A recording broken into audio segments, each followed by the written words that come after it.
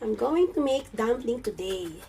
The ingredients: cabbage, black fungus, dried scallop, and the dumpling wrappers. And also, more importantly, is minced pork and ginger. Minced ginger. Okay? I'll be right back. Ayan. Naghihiwa na po ako ng cabbage. Kailangan pinong-pino para po mag-blend siya mabuti sa minced pork. So, sarap, maraming gulay.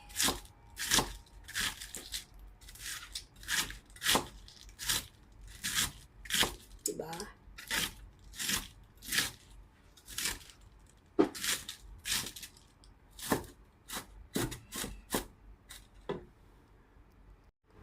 Ngayon, dako naman tayo dito.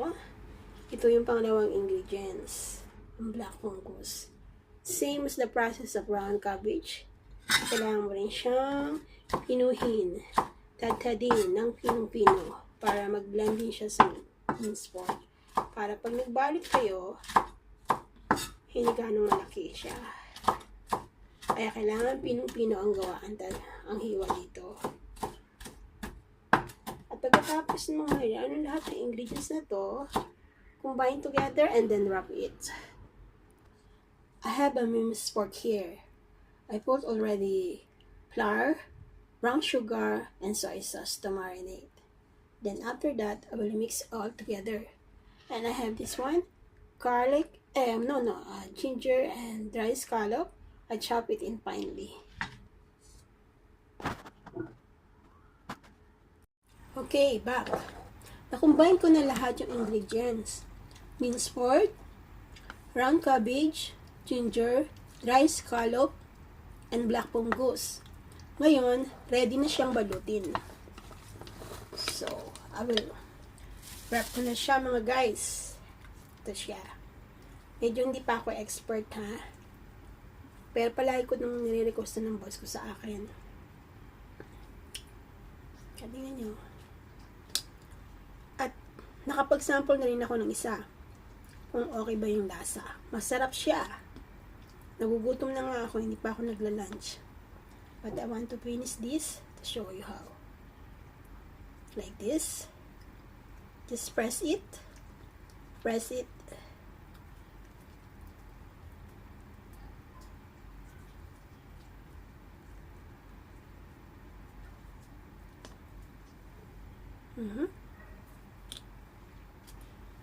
Show.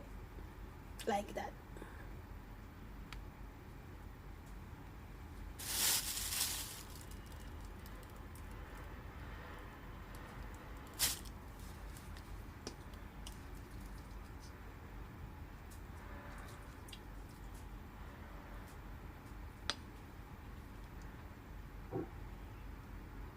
Lagyan nyo lang ng konting tubig yung paligid para siya ay dumikit. Pero yung iba, ang nilalagay, yung egg yolk. Ako, tubig lang. Ayan. Like that. Nakakadalawa na ako.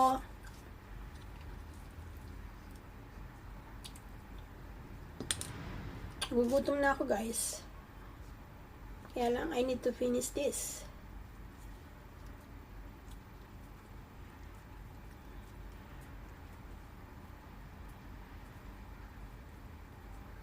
At siya nga pala, ang size ng wrapper ko is small lang.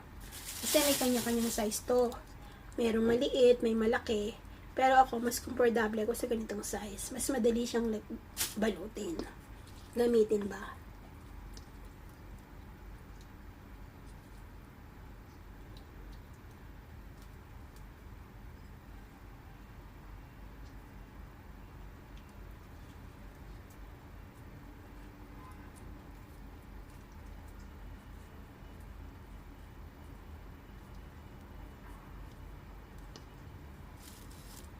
Okay, that's it.